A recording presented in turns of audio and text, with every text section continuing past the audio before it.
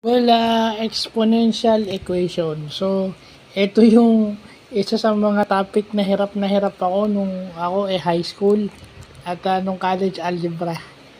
So, babalikan natin. Hirap na hirap tayo rito. Ito rin importante sa calculus.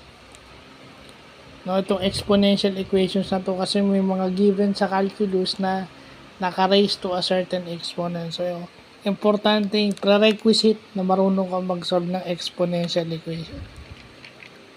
So, yun lang. Tatry natin yung iba't ibang thing na pagkuha ng exponential equation at gagawa tayo ng sarili nating example. Using this example, makikita natin yan, no? So, kasi nahirapan ako nung high school tsaka nung college. So, ngayon sana, ngayong wala nang distraction, mas madali na sa atin.